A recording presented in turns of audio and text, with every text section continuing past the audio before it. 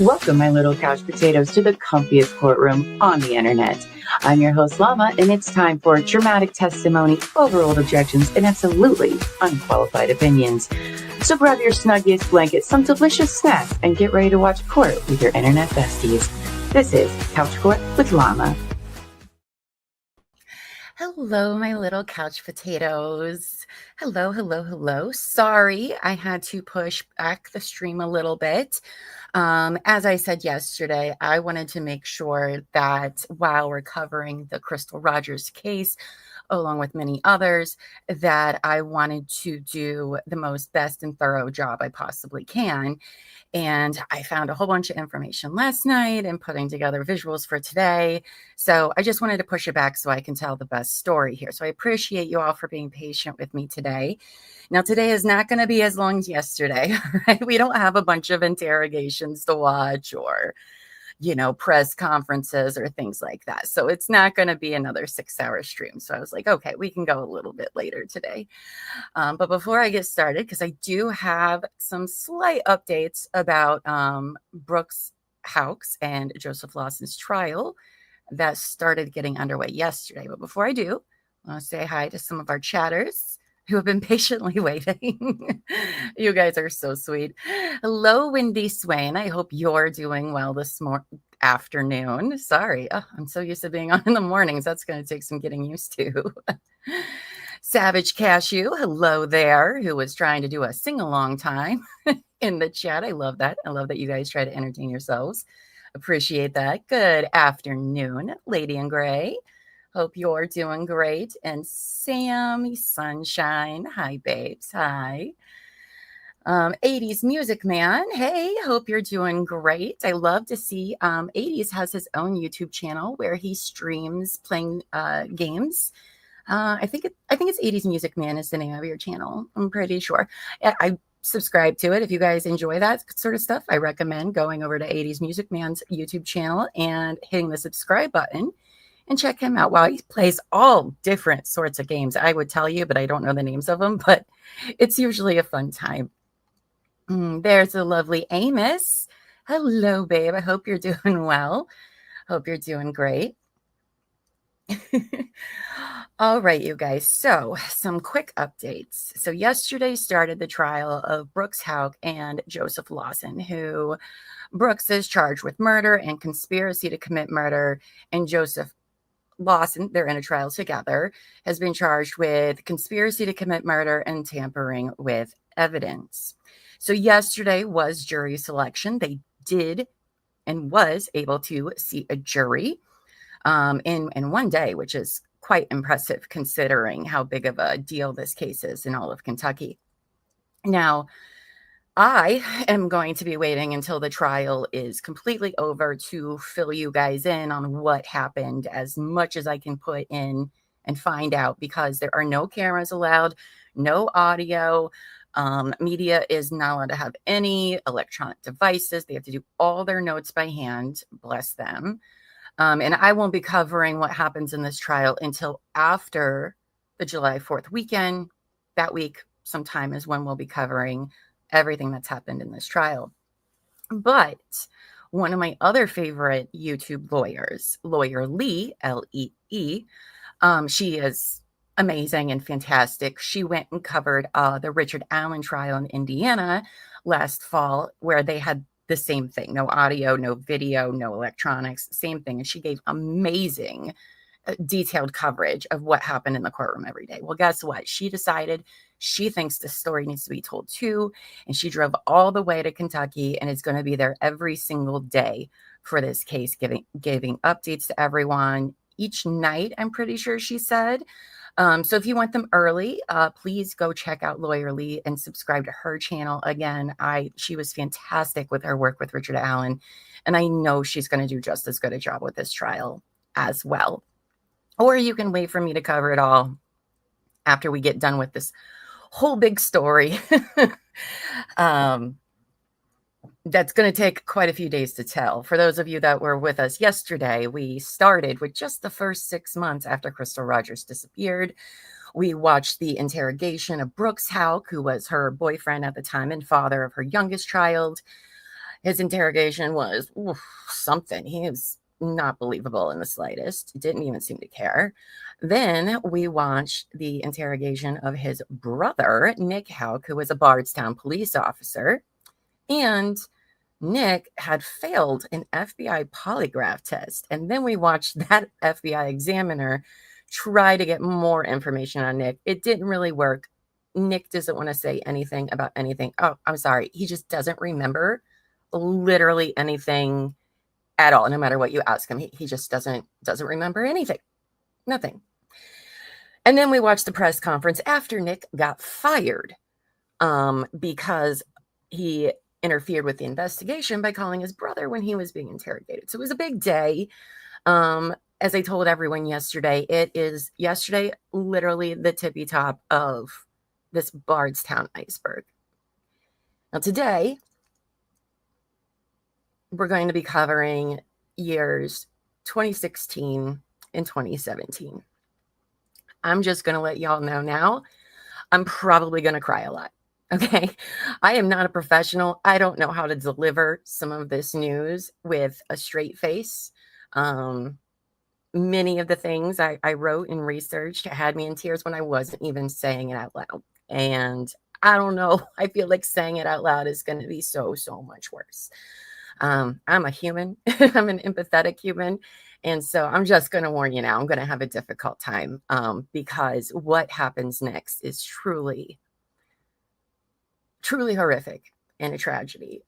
So maybe if you guys are criers too, you might want to grab some Kleenexes because this is going to be emotional and rough. Let's see. Let's pull up there. That is the lovely Crystal Rogers. She was 35 years old when she went missing in 2015. And those are her beautiful 5 children. It's just so heartbreaking. Oh, I'm so sad about it. Okay. All right. Let's start. So, in chat, I'm going to try my best to put your comments up, but it's a lot of me reading stuff today. So I might get behind, and I'm the only one doing the show today. I don't have anybody in the background. So please know I'm not ignoring you. It's just I don't have like video breaks. There's a couple of news clips. So there's quite a few news clips. We do have those. But just know I'm not ignoring you, and I will do my best. We do, Lady in Gray. We do. And we'll get there. We'll get there. I'll say that the 4 older ones, the ones she did not have with Brooks Houck, after the disappearance of Crystal, the 4 children stayed with Sherry and Tommy Ballard, Crystal's parents. Little 2-year-old E, who she had with Brooks Houck, stayed with Brooks. So, but don't worry, there will be lots to talk about because there's all sorts of things going on. And you might be like, Llama, why are you telling us about this weird, obscure thing? Because it's significant at some point, or it keeps coming up. I mean, we got sign drama, other deaths, custody issues. A lot of stuff happens in these 10 years between 2015 and now. So let me get a drink real quick. And we are going to start where we left off yesterday. Okay, just a little refresher for you guys because it has been a few hours. Oh, also before I go, if you haven't yet, please like this video. And if you're not subscribed, press the subscribe button. Turn your notification bells on so that way you don't miss when we go live or one of our other shows go live because we have a lot of them, or when we drop a video because we will be having the ending of the Diddy trial coming out soon. So, all right. So now we are in January. Well, see, again, it's just me working back here. So I'm going to be a little slow with the visuals, but that's okay. We're all besties, right? It's fine. All right, so we are in January 2016. Now, we closed part 1 of our Crystal Rogers case file with the arrest of Danny Singleton on December 16th, 2015. Now, he had worked with Brooks Houck and was friends with him and Crystal. And he was charged with 38 counts of perjury for lying to the grand jury in September 2015. It is very hard to get perjury charges. That's when you know it's not good, let alone 38 of them. Sir, not great. So prosecutors said that Singleton's testimony was at odds with 5 other witnesses when asked to explain his whereabouts on July 3rd and July 4th when Rogers vanished.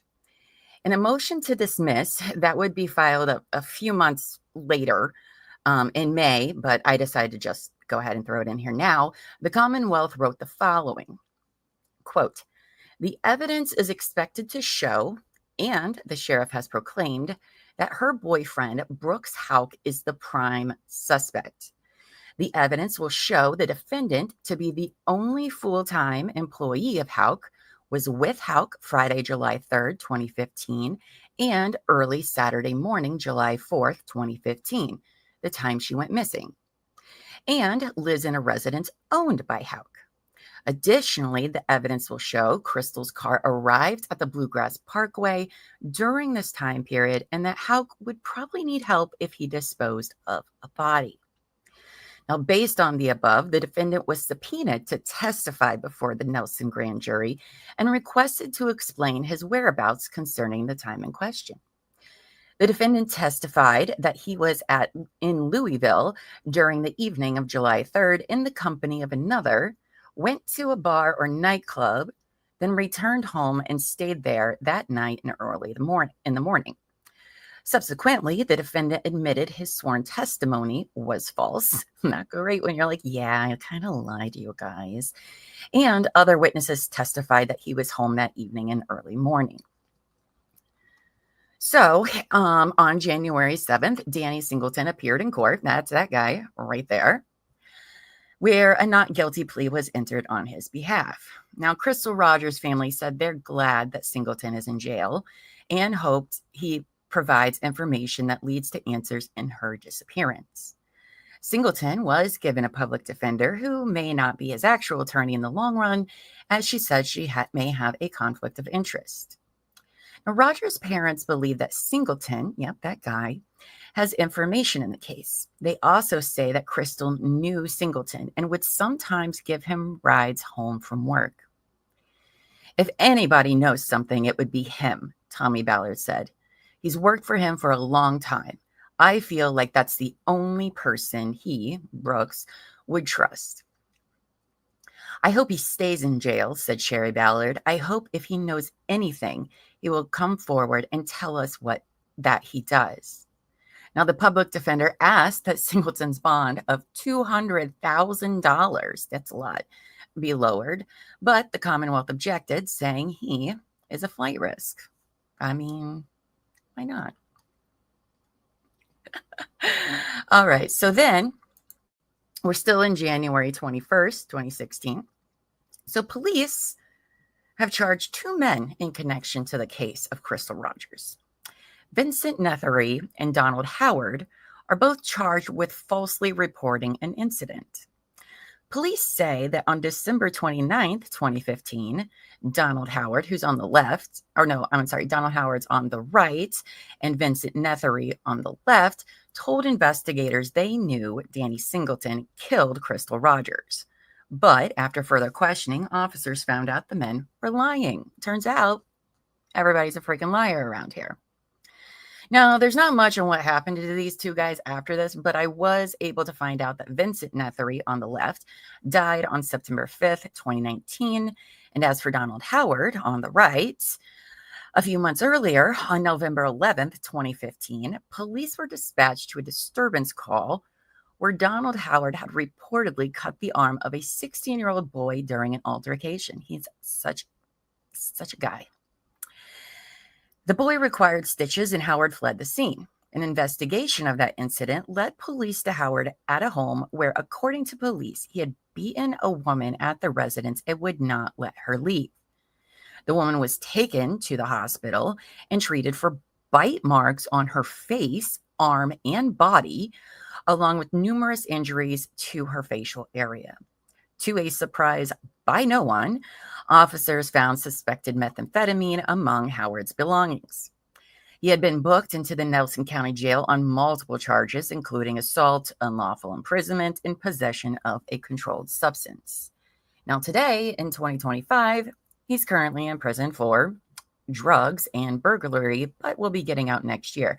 Now, how, if at all, those three gentlemen, we'll call them because I'm a polite person, are in any way involved with any of this, we don't know. But they were in the beginning. So I felt, you know what, we'll cover them. And maybe they do know something. We don't know how it's going to pan out. All right. So that's in January 2016. Now, April 12th, 2016. I'm going to call this Signgate. Okay. There's going to be a lot of Signgate coverage. And you're like, Llama, how can this be interesting? It is very interesting. Oh, and if anybody is bringing up a Llama rant counter, probably bring it up now because this is going to get me ranty. All right. So April 12th, at a recent meeting of the City of Bardstown Code Enforcement Board member Anne Rosalie Ballard discussed the signs about Crystal Rogers' disappearance being all over Bardstown and how a city ordinance requiring all signs be out of the right-of-way, the area between the sidewalk and the street. I know, it's a big deal, everybody. It's a lot. Now, during the recorded meeting, Anne Rosalie Ballard said, quote, "I don't want to offend the Rogers family. My God, my heart breaks for them. But do we really want signs between the sidewalk and the street? For how many years? Saying, let's find Crystal or solve these murders. I mean, that's not what we really want everybody to see when they come into. And I realize if it's in your yard, no one has any say-so. Talk about this being the most beautiful town and tourist attraction. And here we've got solve these murders, which they need to be, no doubt. But you've got them on the right of way." Anne, don't like you. Shelley Ballard has comments on this and says, "It's like she's worried about what the tourists are going to think about murders in this town. Well, I don't want people to forget that this stuff has happened." And Sherry was outraged, as she should be. Now, Anne Rosalie Ballard says her comments have been blown out of proportion. Okay, all right, let's give her the benefit of the doubt, shall we? And that she was discussing all signs and simply doing her job, making sure the ordinance was followed. Okay, I get it. You're just doing your job, lady. All right, we'll give you the benefit of the doubt. She goes on to say, though, "I'm not out to get Crystal Rogers or her family. I would love to find some closure. I'm worried about signs as a resident and being on that board and enforcing the code enforcement and what is allowed and what's not allowed, no matter what the circumstances are. I had a son that died from a drug overdose a lot of years ago. I guess I can put signs out in the street and say, let's fight drugs. I'm just saying there's a lot of people that have a lot of issues." And this is where your problem is. This is where your problem is and why everybody has a problem with you. All right. You should have just stopped it. Oh, it's train time for all of our listeners. It's train time over in Llama Land. So, okay, we could have stopped it. You had to do your job. But then you go and you say something truly ignorant at the end. Okay, sorry, you lost your son to a drug overdose many years ago. Hopefully, you've been doing something to maybe prevent other people from having the same fate. But you wanting to put up a sign saying, let's fight drugs because your son died of an overdose is not the same as a missing mother who is most likely dead by somebody in your community. Okay, you got to lay your son to rest. You got to say goodbye. You got closure. All right. The Rogers Ballard family has no such thing. So shame on you, Anne Rosalie Ballard. Not good. So Sherry Ballard, though, says several of the signs for Crystal were stolen earlier this year. She says some of them were found in the dumpster. Whoever these people are garbage people. Trash. Who would do that? Like, you have literally nothing better to do for something like this? Yes, her last name is Ballard as well. I don't know how closely related, because there's a lot of Ballards in that area that I'm understanding. But yeah, that's her naming this. Now, John Royalty, the mayor of Bardstown, who we did see yesterday, says the signs do need to be moved out of the right-of-way, but he wants them to remain in people's yards to keep the message out. Royalty says anyone caught stealing the signs will be prosecuted. Now, just to let you know, this is not the last time we're going to talk about signs, okay? There's a lot to Signgate. All right, so we'll move past Signgate. Next, we're going to the end of May, beginning to June area here. Now, the Houck's brother's grandmother, Anna Whitesides, invoked her rights under the Fifth Amendment, refusing to testify when subpoenaed to testify in front of a grand jury to discuss a white car she owned at the time of Crystal's disappearance, which investigators believed was potentially connected to the case. Yes, that's right. That one right there, that is the brother's grandmother. Now, her lawyer says it's to protect her innocence, but the Rogers family sees it as a sign of guilt. Quote, she did own a white Buick and had sold it sometime here in the last few weeks. Convenient, said Jason Floyd, the attorney for the Whitesides. The subpoena order states the car may have been used to dispose of a body, subsequently cleaned and sold in an attempt to prevent the Commonwealth from obtaining evidence from it. Another car related to this side of the family. That's interesting. Now, the subpoena... Oh, wait, I just read that part. Sorry. According to court documents, a private investigator found that a white Buick was parked in a peculiar location at the Houck family farm the night Rogers disappeared. Attorney Jason Floyd says his client has given her statement to police and told them who she sold her car to. He says that information should be enough. Quote, there are lots of things, particularly in high-profile cases, where there is as frenzied an investigation as there is here that could ensnare an 82-year-old woman, Floyd said. And as an 82-year-old woman who has health and memory issues, we felt it was best she did not testify for the risk of incriminating herself with something she might say, Floyd said. How do you guys feel about this? Because I mean, I'm all about you have rights, but this is a little interesting. I mean, I don't think anybody is thinking that this 82-year-old woman necessarily had anything to do with the murder, but okay. Now, Sherry Ballard isn't happy with the decision. No, she's not, and I don't blame her. Quote, I know it's her grandson, and I know you're going to try to protect your family, but do the right thing and come forward. I mean, I raised my kids that if you did something wrong, you're going to have to pay the penalty for that, Ballard said. Now, police said Whitesides isn't a suspect, and her attorney said that just because she won't testify doesn't mean that she has anything to hide. It's very clear that the Fifth Amendment is not a safe harbor for the guilty. It's a haven for the innocent, Floyd said. Okay. But she might know something, right, Lady in Gray? You'll see. You'll understand more when there's more story here. And you're like, I don't know about all this. Okay. So now we're going to June 2nd, 2016 specifically. So almost a year after the disappearance of Crystal Rogers, the justice system is slowly trying to piece together whatever information they can get. And a possible piece in the puzzle was back in court today.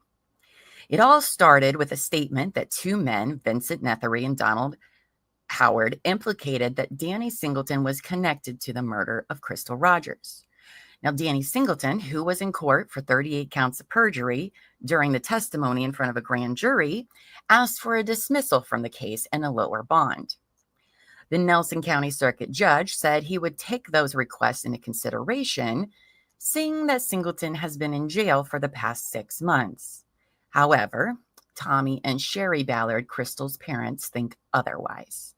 Quote, I think he knows something, whether he ever talks or not, But I really think he knows something. And that white car they got now that belongs to Brooke's grandma, I think that plays a role, Tommy Ballard said. So then we go to the next day, June 3rd. Now, investigators said they are analyzing a car that they believe might have been involved in her disappearance. Quote, we got tips at the very beginning that there was a white car that was involved. We could never pinpoint that car, but they did find that car, Sherry Ballard said. Now, the Ballards hired a private investigator after their daughter's disappearance in July 2015, and witnesses told investigators that the night Rogers disappeared, a white Buick was parked in a strange place at a farm owned by the mother of suspect Brooks Houck. Again, I know some of this is repetitive, but that's just because there's a lot. And I just want you to keep, as we're going through all these big jumps in time, stay on the same page here. So that's all in June. All right. So then July 2016, Tommy Ballard made a post on his wife Sherry's Facebook page. It's almost the year anniversary of Crystal's death, or disappearance, but the cops have said they believe she's to be deceased. So anyway, Tommy Ballard makes a post on his wife Sherry's Facebook page. Quote, I still go out all the time when I get a tip. I go look at places all the time that people don't even know. I love my kids and grandkids more than anything, and I will give everything I have in me till Crystal is brought home to my family and we have closure. So then on July 15th, Danny Singleton, you remember that guy? We just talked about him a whole bunch.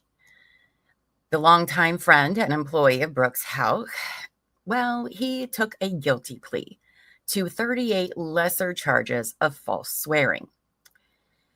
He was sentenced to 360 days with time served and was released from jail on probation. Very frustrating. Oh, no. Oh, of course. Oh, wait, no, that one did. Okay. Sorry. I had all the news clips pulled up and went through the ads so we could just start them. But apparently the computer says, no, not going to happen. So I have a little news clip for you from that day. Just a second, because my computer's on here.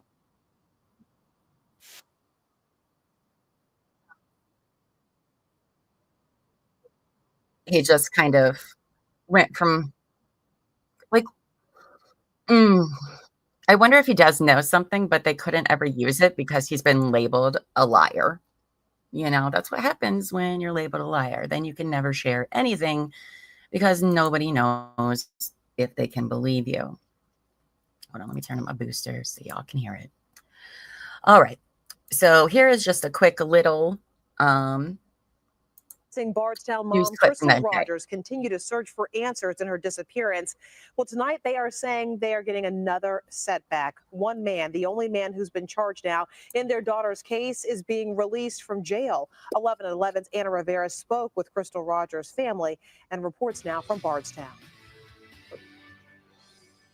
After a year of questions, only one person has been charged in connection to Crystal Rogers' case. Tonight, another setback for her family as that one person is let out of jail. I don't know if you ever get used to it, but I'm kind of get used to everything. I was getting slapped in the face with stuff. It was another phone call the Ballards didn't want to get. this time from the Nelson County Commonwealth's attorney. He told me that that's a year in jail. So I said, okay, so that's a year. So does that mean he has time served? And he said, pretty much. According to the Commonwealth's attorney, Danny Singleton, the man indicted on 38 counts of perjury in connection to Crystal Rogers' disappearance, pled guilty to 38 lesser charges of false swearing. His sentence, 360 days. Disappointed. But we've been disappointed so many times that you get to where you don't know what to think anymore because you just don't know. You don't know who to trust. You don't know what to do. After almost 8 months in jail, Singleton will spend the remainder of his sentence on probation. If he gets out, what do we have now? Singleton was indicted in December after police say he lied under oath early on in the investigation into Crystal Rogers' disappearance. Why would you lie so He much? is a longtime friend of Rogers' boyfriend, Brooks Houck, who police named as a suspect but never charged. And Rogers' parents say they've always thought he's known something that could help them find their daughter. I always said if he trusted anybody outside their family, it would be him. So. Even though the Ballards say this is just another setback, they say there is a silver lining. I think he knows. Now they may be able to talk to Singleton themselves. I would like him to look me in my face and tell me he had nothing to do with my daughter. It's still unclear exactly what Singleton lied about under oath, but the Ballards say they hope that now that he has pled guilty, that they'll be able to get those documents and find out for themselves. Well, we know he lied about where he was. Rivera, 11 out of 11. All right. I like to play anytime I do have the parents speaking out. I am going to play all of their news clips because it's much better coming from them than me quoting them. I think their voices need to be heard. They're just the sweetest freaking people. Savage asks, is Brooks roaming around free for this time? Yes. Yes. He is free, living his life, having the son. He was announced a suspect, the sole suspect at the time. So, all right. So then, hold on. Let me get out of this thing because I forget how I'm supposed to do that. Oh, there we go. Okay. All right. So, July 20th, just a few days later, Anna Whiteside, the Houck's grandmother, was called back to court to continue her testimony from the previous month when she invoked her Fifth Amendment right regarding her ownership of a white Buick. The parents of Crystal Rogers admitted Wednesday it had been frustrating. But behind closed doors, Whitesides was provided the questions the Commonwealth plans to ask her. Her team presented objections, and some 35 minutes later, before dismissing the court, the judge said all future proceedings would be confidential. Don't like that. Don't like that at all. Quote, we did get the questions today, and we've got a date where we're going to try and move this forward. So that's all I can tell you at this time, said Judge Charles Sims III. Now, Rogers' parents met with the Commonwealth's attorney following the proceedings, but left court visibly upset. Now, because the investigation is ongoing, the judge made the decision that from here on out, all proceedings involving Whitesides will be kept confidential and all documents will be sealed. Why? Why? That's what I want to know. Why? Like, what's the point of doing that? I don't understand. I don't like it, is all I'm saying. I don't like it. I don't like this family. I don't like it. Now, I do have a news clip, but again, I had to deal with the ads here. So just a second. Okay. I lost my presentation. Okay.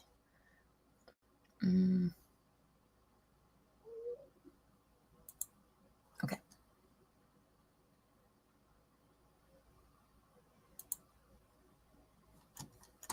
All right. Here we go, kiddos. Sorry. Thank you for being so patient for me today. All right. I'd be so mad about this.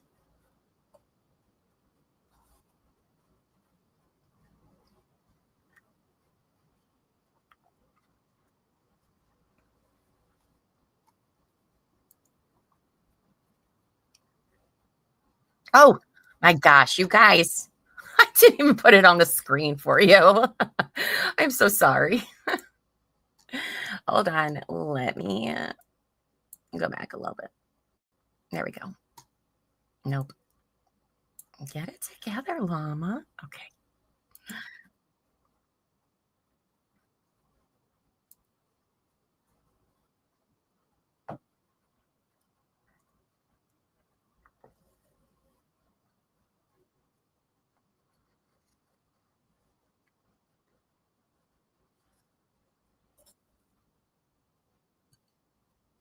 Mm, sure. Oh, what? Oh my goodness, you guys. Again, I realized that's now a picture and not the video. Oh my goodness. Share this tab instead. Oh my goodness. Get it together, Llama. You see what happens when I do a late afternoon stream? I don't even know how to do anything anymore. All right, let's try this again. Okay. There we go. Rogers of Nelson County was back in court today. Did it. She and her attorneys are fighting a subpoena to testify before the grand jury. 11 at 11's Michaela McDonald has been following the case and has the latest details. Bardstown mom of 5, Crystal Rogers, has now been missing for over a year. Her family's still desperately waiting for answers and justice. You know, I'm missing my daughter, so yeah, I'm real upset about that. All right. Today, Rogers' family was on hand for the second hearing to determine if Anna Whitesides will be forced to testify before a grand jury. 82-year-old Whitesides is the grandmother of Brooks Houck, Crystal's former boyfriend, and the man the Nelson County Sheriff's Office has named the main suspect in her disappearance, but have not criminally charged. According to court documents, investigators believe Whitesides' car may have been used to dispose of a body. Whitesides has invoked her Fifth Amendment right against self-incrimination. In a nutshell, I believe the court will be attempting to determine whether Mrs. Whitesides is attempting to invoke the constitutional protection for herself or whether she's attempting to invoke it for other family members. The judge, Commonwealth's attorney, Whitesides, and her attorneys met in chambers to discuss the questions that Whitesides would be asked for the judge to determine if any would be incriminating for her. Whitesides will be asked the questions in a confidential hearing at a later date, something Rogers' family sees as yet another frustrating delay. You know, I want her to answer them questions today, not a month from now, 2 months from now. I want it today. It's frustrating, but I mean, what do we do? I mean, just hopefully the judge makes her answer what they want to know. Whitesides' attorneys declined to comment. Michaela McDonald, WHAS 11 News. I can't imagine, you know, first Singleton gets out of jail, only gets put on probation because of time served, and then just 5 days later, they don't get any answers from Anna Whitesides. Everything she says is confidential and under seal. And I mean, oh my God, like this is just horrible, horrible for the Rogers. Now, August 11th, 2016, Nick Houck, that's right, the disgraced former trooper or former Bardstown police officer, excuse me, not a trooper, was served a search warrant outside his grandmother, Anna Whitesides' home. Investigators have not commented about the specifics of that warrant, but the family of Rogers has been told it has to do with DNA. Uh-oh. That's not great. Why does... my presentation keeps going away.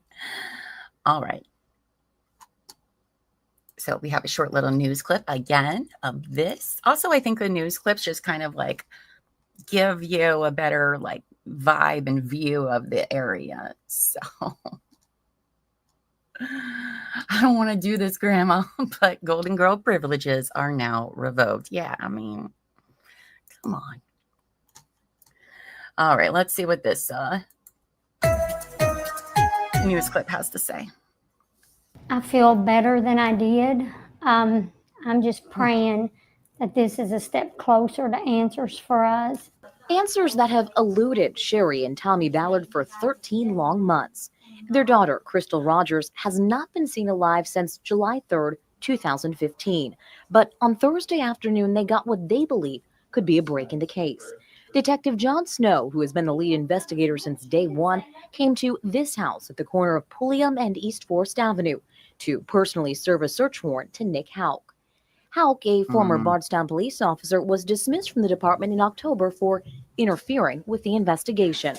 It was the very same month his brother, Brooks Houck, Crystal's boyfriend, was named as the only suspect in the case. I would bet my life that he's guilty. That's how sure I am that he's guilty. And whatever crime was committed, both Sherry and Tommy Ballard have always thought Nick Houck was involved. On Thursday afternoon, neighbors say Houck talked briefly with investigators, signed off on that warrant, and then went back inside his grandmother, Anna Whiteside's home. Recently, she's been called to court to testify about a car she sold, a car investigators believe was used in the crime. The car is still at the KSP lab, and what was on that search warrant has not been made public. Still, Crystal's parents are holding out hope. I'm ready, but I'm not ready. I'm ready to put closure.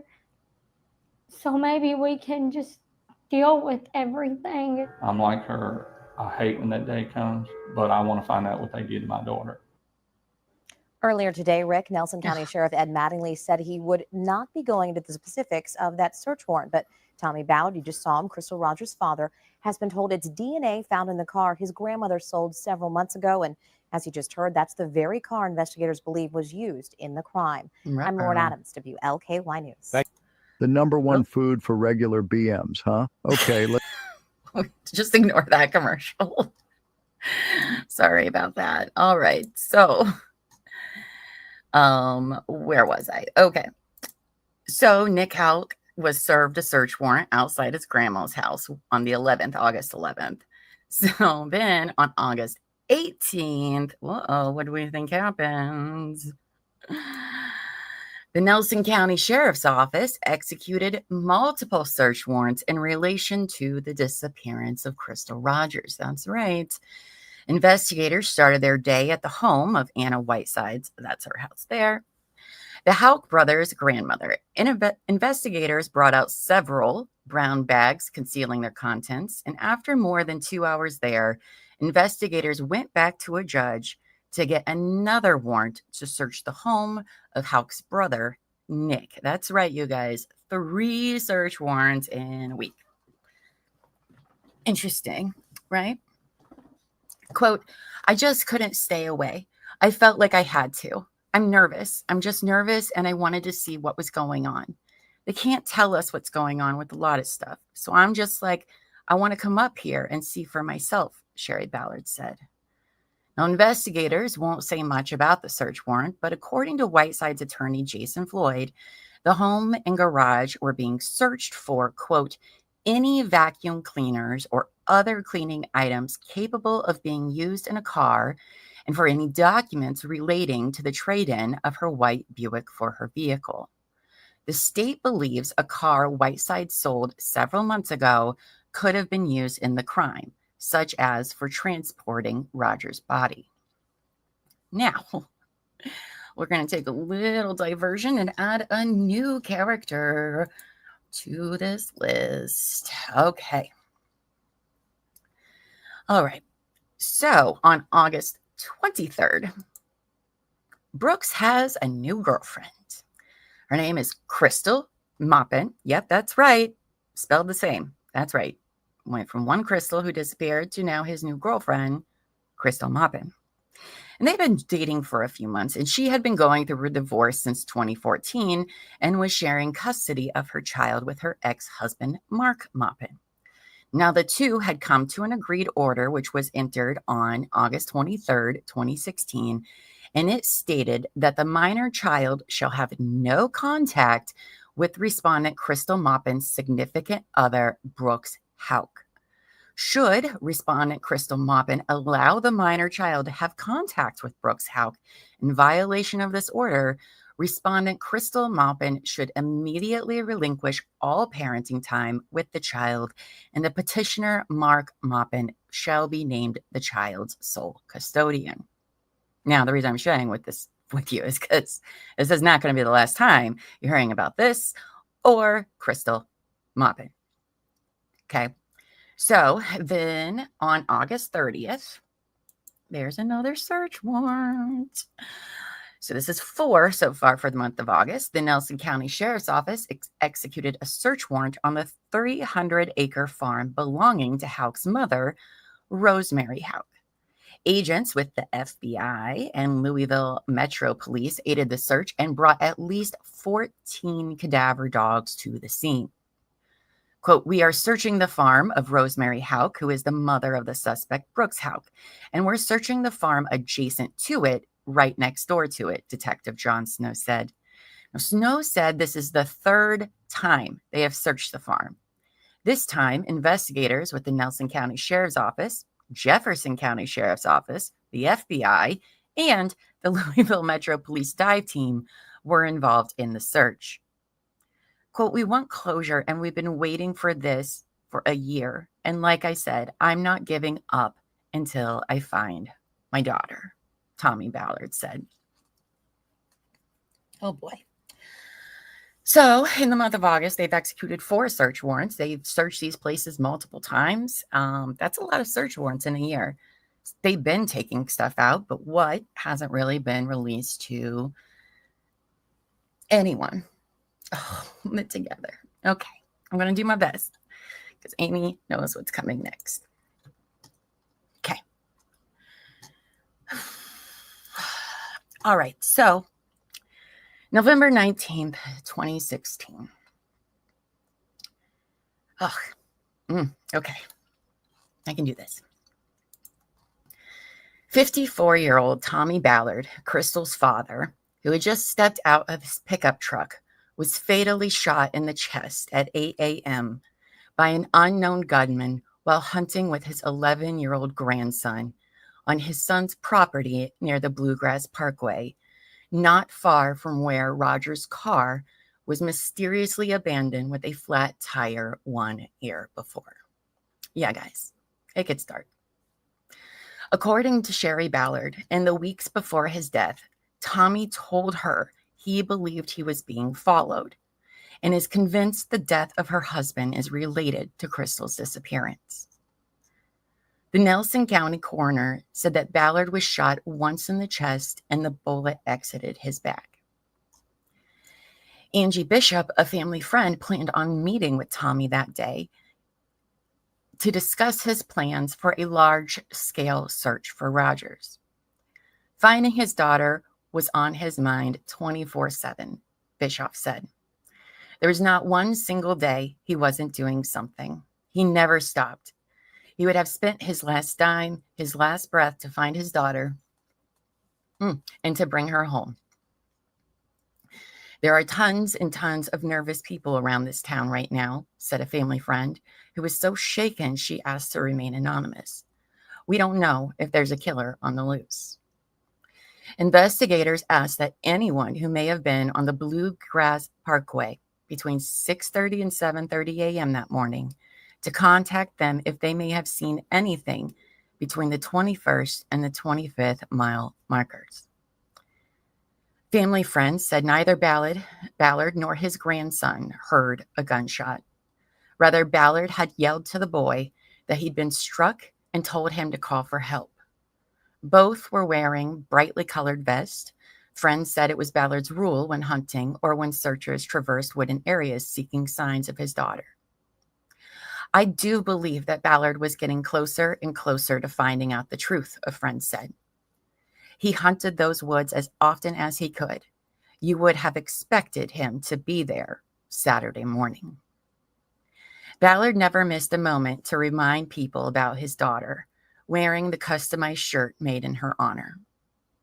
Quote, he wore them every day. I think the only time I didn't see him in one of those was maybe at church on Sunday. I'm not teasing. That's the only time. We actually put one of those on him when he passed away, Sherry said. Oh, Okay. So I do have a news clip for you guys. Maybe. Disappeared, so that's cool. Woo. It's tough. All right. There's going to be a, ad, but that's okay. I think we can all use a few minutes. Maybe. There we go. Okay. Train furnaces are the ultimate in comfort. All winter long, you depend on your furnace to meet the heat. We'll just wait there. Yeah, and his grandson was with him. Yeah. Which also provides you. All right. Tonight, questions linger in the shooting death of a missing Bardstown woman's father. Good evening. I'm Kayla Moody. Tommy Ballard, the father of missing woman Crystal Rogers, was shot and killed while hunting on his property yesterday. Was it an accident or was it murder? 11 at 11, Sarah Wagner has been following this case all weekend. She has the latest from Bardstown. Kayla, we've spent the weekend talking to many who call Bardstown home. Even if they don't know the Ballards well, they say they are hurting so much for their family. This town has had to deal with loss time and time again, but the pain it brings never gets any easier to take. Didn't really know him personally, but I do know what it's like to lose somebody who's close to you. Oh, it's so sad. And I know everybody in Bardstown is just heartbroken. I can't imagine. Those poor kids and Sherry just need all of our prayers and all of our support. Those feelings seem to be shared all over the small and close-knit community of Bardstown. Everybody trying to wrestle with another loss that just doesn't seem real, leaving them to ask, what can we do? How can we help? Is there anything you need? Those are all questions the Ballards say they've heard so many times from so many people this weekend. Their answer is something they know can't happen, but wish so badly it could, and that is to bring their beloved Tommy back. Sunday afternoon, Ballard's loved ones got to walk the field where he was shot and killed. It was the first time they've been allowed back on the property since everything happened. Many of them took time to look through the brush and wooded part that sits along the Bluegrass Parkway. The sun shining above couldn't mask the sadness below. There were lots of hugs and tears, for this is a loss that's so hard to comprehend.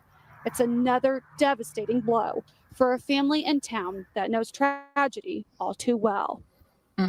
Ballard's family says his funeral arrangements are still pending. They aren't sure if it'll be before or after Thanksgiving. Reporting in Bardstown, Sarah Wagner, 11 at 11. I can't, this family, okay? This family. We also learned that there's another Sherry Ballard that was Tommy's sister who in 1979 was missing and murdered by her husband. And then their daughter goes missing, a year before, and then Tommy is murdered.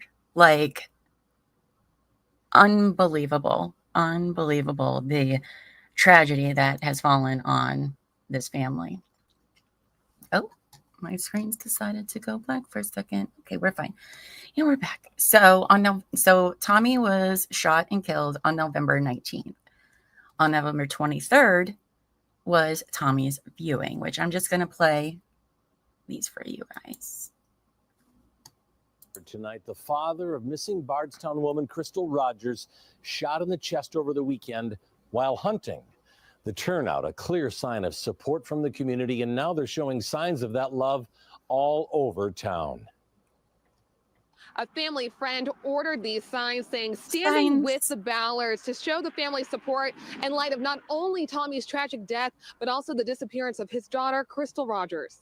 I would want people to get one of these for her yard. 500 of the signs were printed along with more than 1,000 shirts. The goal for people to donate whatever money they can. This community is that so money amazing. will go to the Ballards, in particular, Crystal Rogers' children. I really don't know much about them, to tell the truth. I just know that it's just a heartbreaking story. Yes, it makes me want to cry, From complete strangers to the hundreds that filled the parking lot of Tommy's viewing Tuesday, they all hope their efforts will be enough to help the family heal. Blessings be with the family. Starting this week, the signs and T-shirts can be picked up at the Liberty Tax Service in Bardstown tomorrow and even on Thanksgiving. Jobina Fordson, Wave 3 News. Okay, so his viewing was on November 23rd, and then November 25th was his funeral. So let's listen to this clip. Am I sharing the right one? Yes, okay.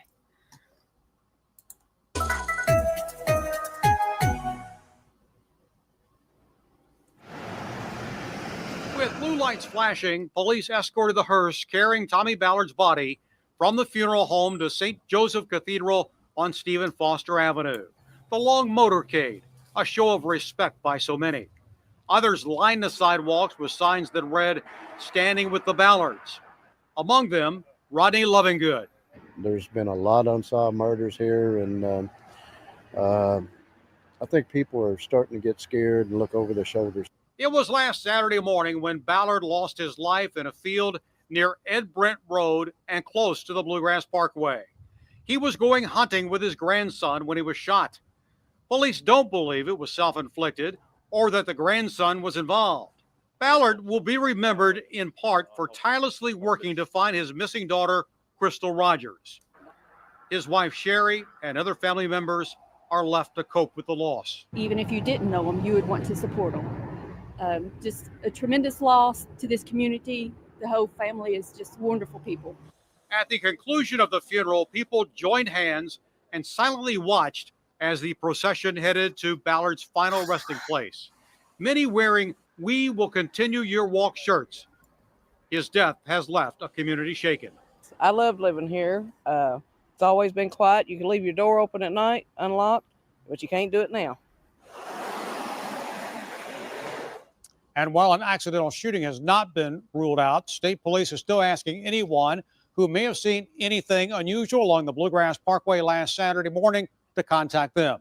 Troopers are even asking truckers who drove through that area to review their dash cam video. Steve Bergen, WLKY News. Oh, God, it's just so freaking sad and awful. Just so freaking sad and awful. Okay, are you gonna pop up tab? Maybe I need to get rid of these other ones first. Hold on. My computer's like, you got too many videos open, lady. You need to stop. Okay, so who's ready for some more sign drama? Sign gates, that's right. First, I'm going to play the news clip, and then I'm going to tell you about the sign drama. So this is November 29th, okay? November 29th. All right, Tommy Ballard dies November 19th. His viewing is November 23rd. November 25th is that man's funeral. And then November 29th, this happens. Hold on, there's probably going to be... Oh, I got to bring it up anyway because I keep doing that. Sorry.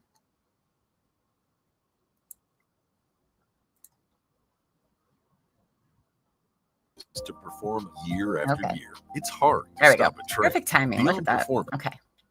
Days after Let's Tommy look at Ballard, these the shenanigans. father of missing Bardstown mother Crystal Rogers, was shot and killed while getting ready to go deer hunting.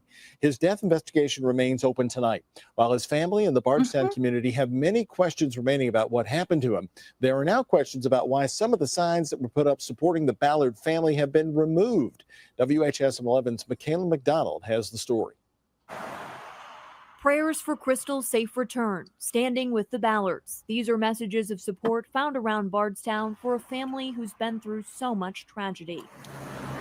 But now, instead of being in the ground, more than 24 of these signs have been removed by city code enforcement. Just 3 days after Tommy Ballard's funeral. There's no regard for anybody's emotions. There's no regard for anybody's feelings. They just did it. It's a shock. A shock to community members who support the Ballards and for Tommy's grieving widow, Sherry. She released a statement thanking the community for support and saying, quote, "I have to say it broke my heart to learn the signs had been removed. They promised Tommy they would not." People who have relatives that pass get at least 3 days off of work. We haven't even hit that mark yet. In a time of bereavement, we all feel the need to have that sign in their yard. Mayor John Royalty says these signs, along with real estate and yard sale signs, were removed from the city right-of-ways and easements to be in line with city ordinance. We are in support of the Ballard family 110%. and we have been supportive of them by allowing the signs to stay out there, and they've been in violation for over a year now. I mean, is just what it is. It's when I'm over the weekend, when I was inundated with phone calls, and that others are going to start putting signs up. It's time that we have to draw the line and say, we can't do that because others were going to start putting signs up. Royalty says he has personally offered to help the Ballard family place signs where they will not be in right-of-ways. Michaela McDonald, WHAS 11 News. Can you believe the sign shenanigans? I told you there was a lot of sign stuff. But literally 3 days after, like, come on. It is not the end of the world. I understand you have some ordinances. I get it. But, like, this is literally affecting the whole community. You couldn't give them a week? I mean, Tommy is fresh in the ground, for Pete's sake. Like, oh, my God. That's just... Not happy about it. And I wonder if Ann had something to do with it, since he said, well, other people want to put up stuff about their loved one. I think anybody should be able to put up their signs, but, like, come on. It's so hurtful, I'm sure, to the family. What, now that Tommy's passed, are you trying to make it so we quiet down? Because what will the tourists say? What will the tourists say? Oh, no.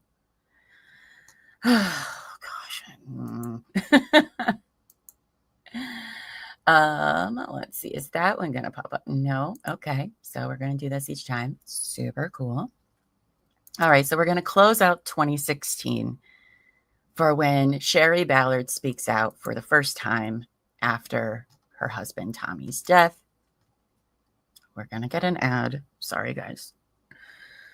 I just can't imagine. She is one of the strongest people. You'll learn. She's a badass. That's Sherry Ballard. For the last year and a half, we've been following the story of the Ballard family in Bardstown as they search for their missing daughter, Crystal Rogers, who vanished in July of 2015. The Bardstown family certainly has been through more loss than many people go through in a lifetime. Well, tragedy struck the family again almost a month ago when Tommy Ballard, the father, was shot and killed while preparing to go hunting. WHAS 11's Michaela McDonald has been talking with widow Sherry Ballard as she reflects on the loss of both loved ones and takes us through the last morning of her husband's life. Michaela? From playing in the pool with his grandkids to smiling at his son's wedding to family gatherings around the Christmas tree. These are some of the happy memories Sherry Ballard has of her husband. Everywhere I look, he's everywhere. And that's a good thing, but it's just hard. Tommy Ballard, Sherry's husband of 37 years, was taken from her almost a month ago. He was a good dad. He was a great grandfather. You know, he was good to those kids. Tommy was spending time with one of his grandsons, taking him hunting like he did every year when Tommy was shot and killed. Can you take me back to the morning that Tommy was killed? What do you remember about that morning? Everything. I remember him getting up, and him and Trenton were going hunting, and they got some snacks to take with them. They went out the door, and I locked the door back and set the alarm, and I just told God to watch over them that day while they were hunting. Probably 25 minutes later, I got the call from my grandson that Tommy had been shot. Kentucky State Police are still investigating the fatal shooting as a death investigation and have not identified the shooter. Sherry believes Tommy's death is related to their daughter, Crystal Rogers' disappearance. To me, this was no accident. That's how I feel. I think my husband was getting close to finding our daughter. I think with him pushing all the time, he stepped on some toes by us still pushing to find her. And that's why that happened to my husband. That's my view of it. I agree. A dedicated father and grandfather, Tommy Ballard spent the last 17 months of his life looking for his oldest child. Had Tommy ever felt that he was in danger? Was he ever concerned about his safety? We were always a little concerned about that because we were told this is dangerous people that we're messing with my daughter. But we tried to live a normal, everyday life. And we also asked Sherry about her thoughts on the justice system after losing 2 of her family members. We'll hear more from her tonight at 6 o'clock. Michaela McDonald, WHAS 11 News. Oh boy. Okay. So, and that takes care of the year 2016. A lot of losses for the Rogers Ballard family. And a lot of people in the area obviously are scared and nervous because they all know that Tommy was killed for investigating his daughter. I would be scared too. And you know what? Whoever shot him knew he was going to be with his grandson. And they did that in front of a kid. So whoever shot him is a garbage person. And we're going to hear more about Tommy's murder later on, but this is what they know now. Everybody thinks they're related. Yeah, I mean it's pretty obvious because that was their private property. It wasn't a hunting accident. There was no one else out there with them, and we'll go into that at a different point in this series. Whereas Crystal's brother in all this, I mean, her brother and sister are very active in the searches for her, helping take care of the kids. They were on his son's property that morning, so the entire family has not stopped. You know, even Tommy's death couldn't hold them back. You know, if anything, it's made them even more fired up. So now we go into 2017. Now, not a lot happens in January of 2017 regarding Crystal or Tommy at this point.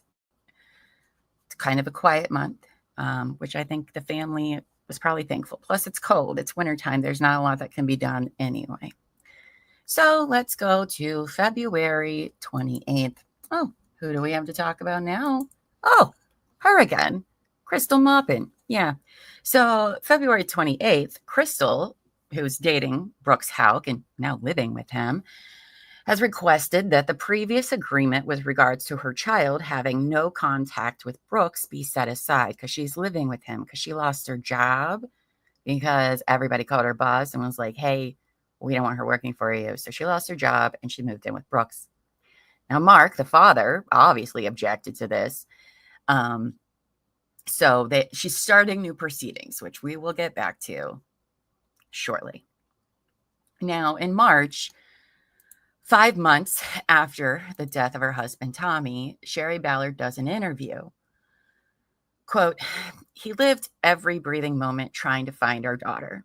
Trust me, it's a murder investigation. It's not a death investigation. Someone murdered my husband on purpose that day. Sherry says she believes her cases are connected to an unsolved murder. Quote, I think Jason Ellis was, just for the fact of what kind of police officer he was.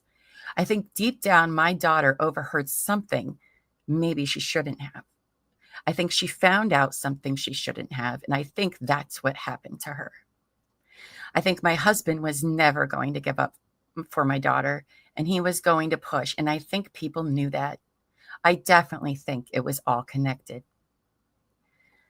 Quote, I have no reason at this time to believe they're connected, but it's not something that we're discarding either, said Trooper Jeff Gregory.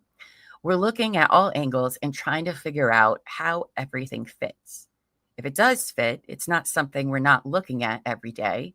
We look at all these cases every day, and different people are looking at them. Yes, Savage. I know, right? And it's the same name. It's totally fine. Totally fine. I know, dating the person that everyone in the town thinks is a murderer. It's great. Sherry says Tommy told her he was being followed. She says he even had a surveillance camera on his truck. That video is now in the hands of the Kentucky State Police. I'm hoping they are going to look at this and notice a vehicle they noticed more than once on that camera. Maybe they can go back and pull up vehicles that way to figure out who was following him. Tommy was a smart guy. But still almost 5 months later, Tommy Ballard's case isn't labeled a homicide. Quote, we have listed it as a death investigation just simply for the fact that there are several things that could have happened, Trooper Gregory said.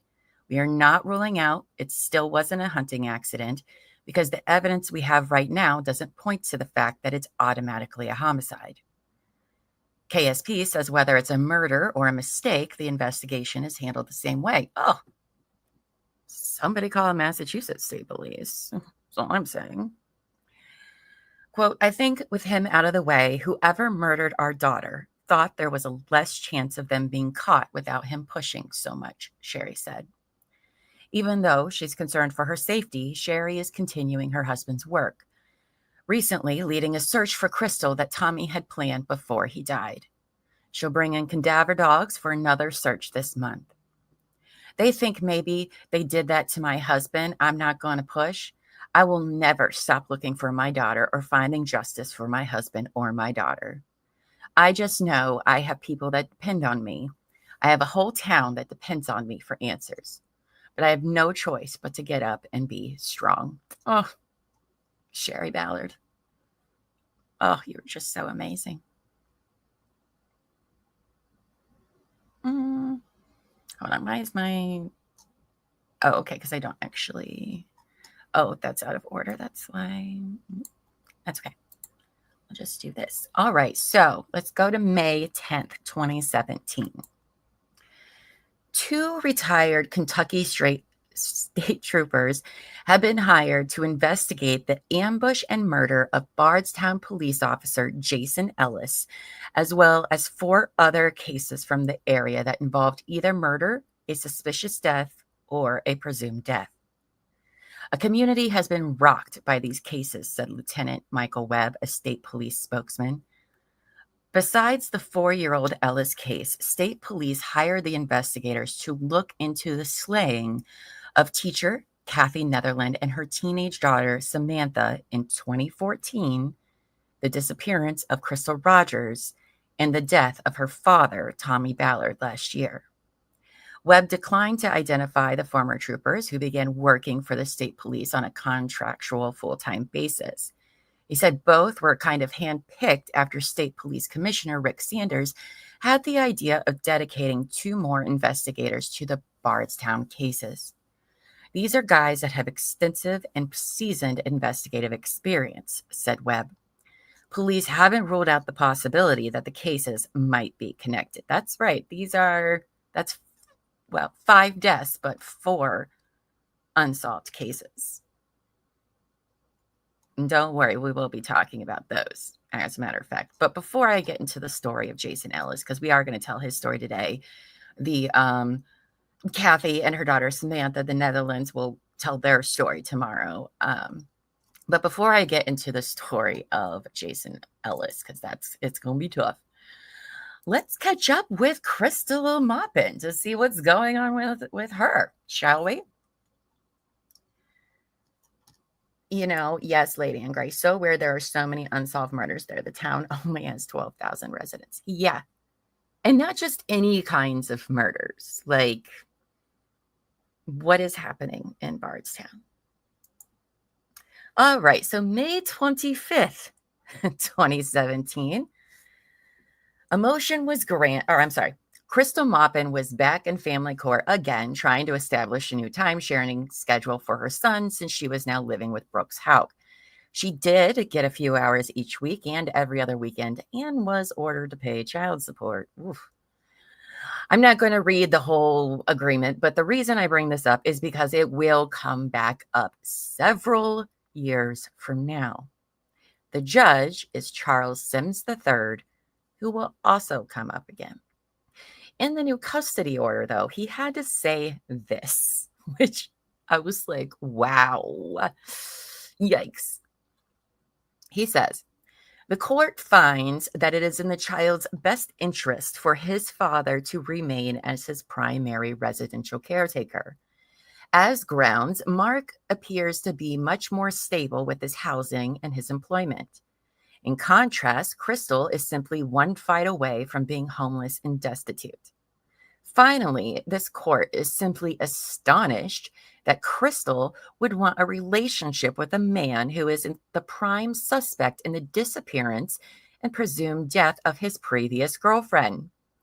If Brooks is ever charged with crimes related to Ballard's disappearance and death, Crystal should think about the possible ramifications for the child and herself. Look at that judge throw in some shade, like, girl, are you sure? Do you know who you're dating? Like, what are you thinking right now? Anyway, all of that is going to come up again. So let's do that. Okay. So we're going to take a pause in the Crystal Rogers timeline. And I'm going to tell you about Jason Ellis and his unsolved murder. Okay. She got a neck like a mystic. Right. Tell her, judge. Right. That could take some, All right. So let's talk about Jason Ellis. Now, 2 years before Crystal Rogers' disappearance on May 25th, 2013, there was the ambush and murder of Bardstown police officer Jason Ellis. This one's going to be a hard story to you guys. I'm going to do my best. So, Jason Ellis was 33 years old, married to Amy, and had 2 sons, Hunter, who was 7, and Parker, who was 6. Oh, that's the correct picture. I'm sorry. They're very similar to the previous ones. Look at how cute of a family they are and those adorable little boys.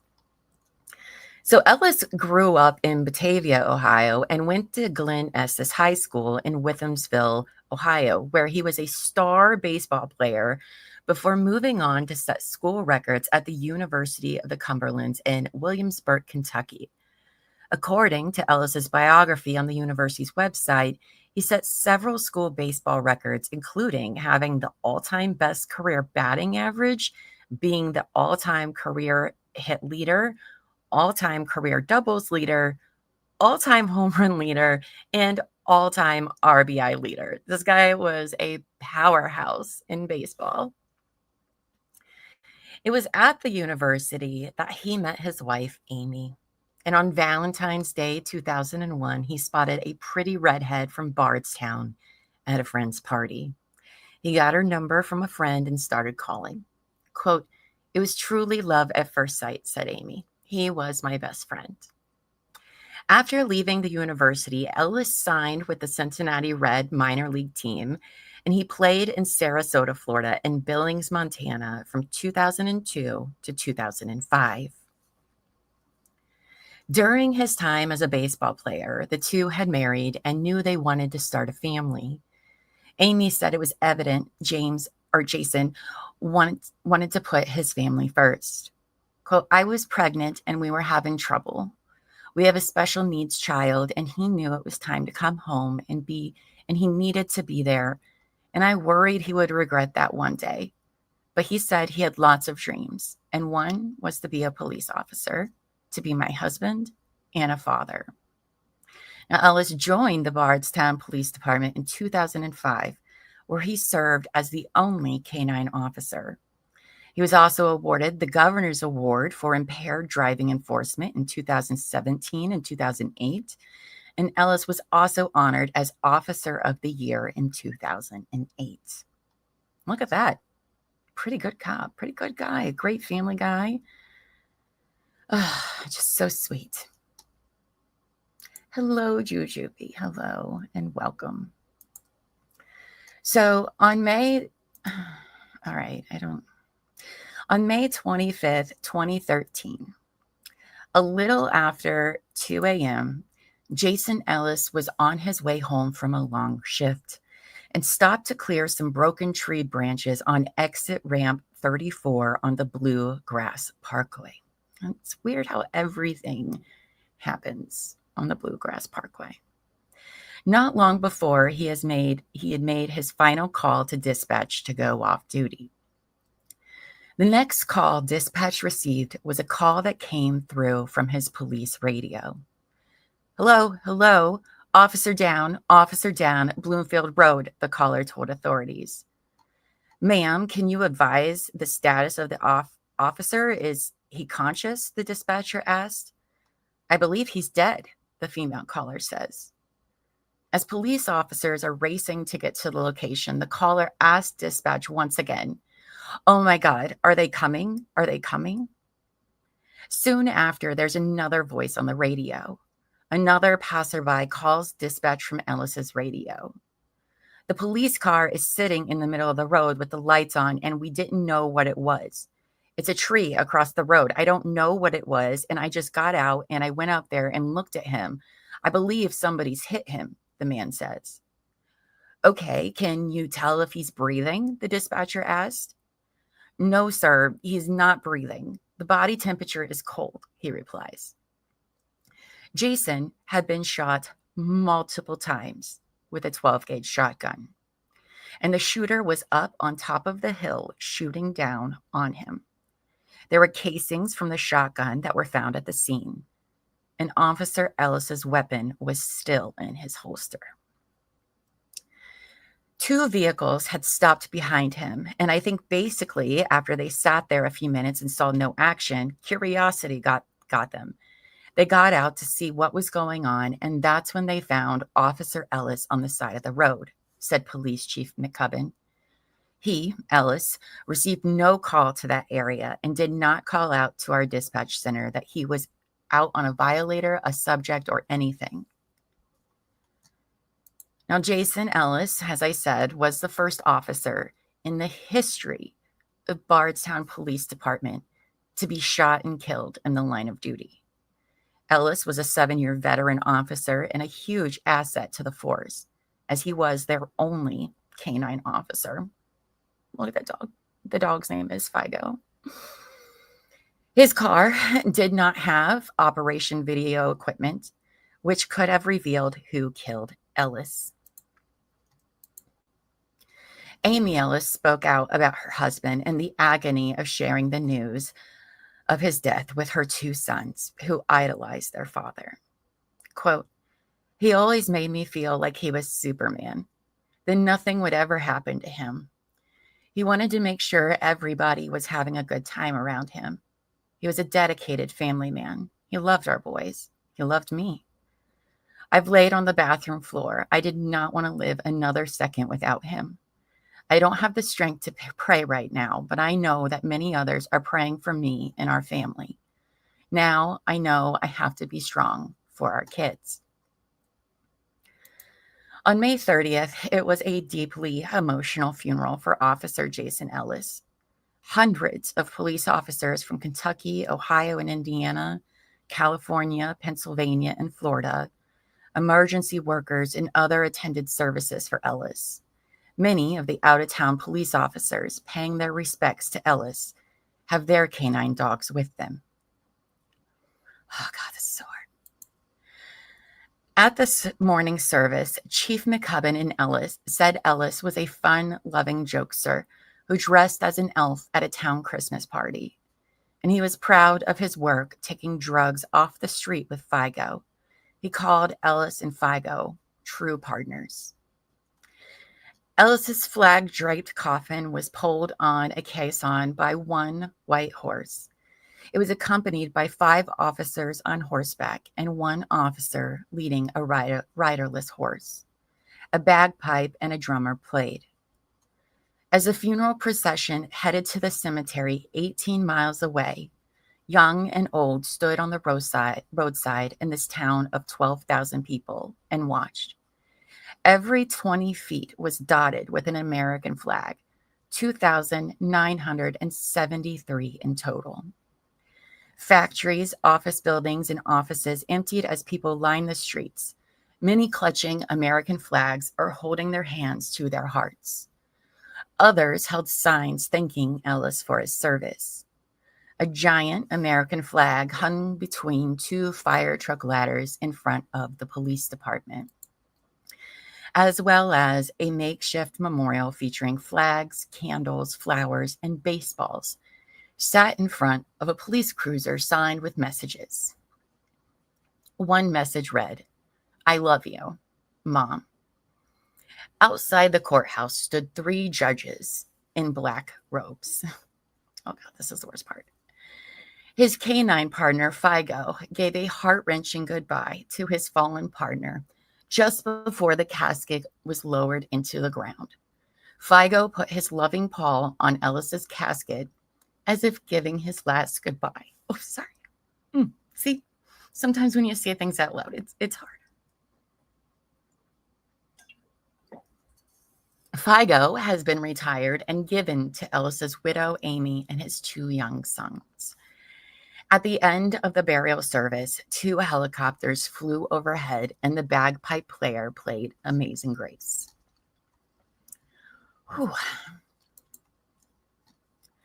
Now in June, just a couple days later in June, police wanted to talk to anyone in Nelson County or the surrounding area who had their trees trimmed or removed in the days leading up to Ellis's shooting, as well as any individuals that may have seen any other people removing debris or any tree limbs from anyone's property or location. Investigators said the limbs Ellis removed near exit 34 of the Bluegrass Parkway are not from the immediate area. It's looking very interesting. The local community began selling T-shirts and decals of Ellis's badge to raise money for the reward fund as well as his family. In just a few short weeks after his death, the reward fund is more than $160,000. A month after his death, Officer Jason Ellis's death was still unsolved. All previous homicides of Kentucky law enforcement officers in the decade before Ellis's killing were solved within 24 hours. The KSP said they still don't have a suspect, despite having 8 to 10 investigators working on the case at any given time, as well as enlisting the help of the FBI, the Secret Service, state and federal probation officers, parole boards, local jails, and state prisons. Towards the end of June, KSP said there was new information in the investigation, though. An outside canine group got involved in the case, and the dog led investigators from the crime scene to a nearby pond, and the Louisville Police Dive Squad combed the ponds for clues. Okay. So then we go to August. I forget the date. I didn't put the date in here. That's my bad. But anyway, in August, while in jail, 24-year-old Brant Shekels, who was the nephew of Bardstown Mayor Bill Shekels, claimed he killed Jason Ellis. Shekels is known to associate with the Bardstown Money Gang. Like, that's the coolest name you could come up with. Losers. Investigators have focused on the group because prior to his death, Officer Ellis arrested 3 of its members. However, Police Chief Rick McCubbin says investigators don't believe Shekels had anything to do with the murder. Quote, they're trying to empower themselves by making that claim, intimidating people, and using the fear factor that I'm so bad I killed a cop, says McCubbin. And I agree. In October, though, the Bardstown police welcomed 2 new canines to their department, expanding the program after Officer Jason Ellis's murder. Ace, a 16-month-old from Mexico, and Zeus, an 18-month-old from the Netherlands. It is bittersweet in that we are able to do what Jason was looking forward to in adding a second dog, Chief Rick McCubbin said. The dogs were trained in narcotics detection, tracking, and apprehension. So next, in 2014, this is a year before Crystal disappears, but also the same year of the murders of the Netherlands, which we'll talk about tomorrow. Okay, but now in February of 2014, 9 months after Bardstown police officer Jason Ellis was shot and killed, his widow brought their 2 boys to Louisville for a special surprise. CoSare Charities unveiled 8-year-old Hunter Ellis's new dream playhouse at the Kentucky Fair and Exposition Center. I felt like we needed something wholesome to break this up. Hunter, who was born with Down syndrome, has overcome several obstacles, including heart complications. His family has spent a lot of time at CoSare Children's Hospital, where he underwent heart surgery, a tonsillectomy, a tongue reduction, and multiple other procedures needed to save his life. When he's at home, Hunter loves to hang out with his brother Parker and watch movies. His mother, Amy Ellis, said aside from Hunter being chosen to receive one of the homes, the kind outpouring of love from the community has helped her and her boys to heal. It's unbelievable the support system we've had throughout this. Without it, I don't know where I would be. I've been blessed with a huge support system, she said. In addition to CoSare Charities, River City Bank, Building Industry Association of Greater Louisville, and Youth Blind Louisville helped sponsor the homes, and each one features special therapeutic designs designed to help with the individual children. Oh, that's so sweet. I'll tell you what, this community just probably, honestly, one of the most amazing communities of all the, I don't want to say that, but the outpouring of support for everyone is just amazing. So May 2014 was the 1-year anniversary of the murder of Officer Jason Ellis. His headstone is decorated with the handprints of his 2 sons and the sport of baseball, which he loves so much. Tips were still coming in to the KSP, but not like they were once before. Hundreds of people had been interviewed by this point. Now, the KSP and the FBI refused to give up hope, saying, "This investigation, I've been with the state police almost 17 years, and it's unprecedented in my involvement in the case of this size. We have one full-time investigator. That's all he does is work on this case, and I've never seen that happen," said Lieutenant Thompson. There's even the question of who was really the target. We've never been able to definitely say that Jason was the target. We believe with high certainty that it was a police officer that was a target. But I can't tell you today that Jason Ellis was a target of this murder, said Lieutenant Thompson. Now, Ellis's death not only hits home locally, but also nationally. He was recently honored in Washington, D.C. during National Police Week, and his name had been added to the National Law Enforcement Memorial. Quote, "He deserves all the honor that would come to him," his wife Amy said. But it's kind of like picking at a scab. You start to heal, you're getting to a good place, then all of a sudden you're bleeding again.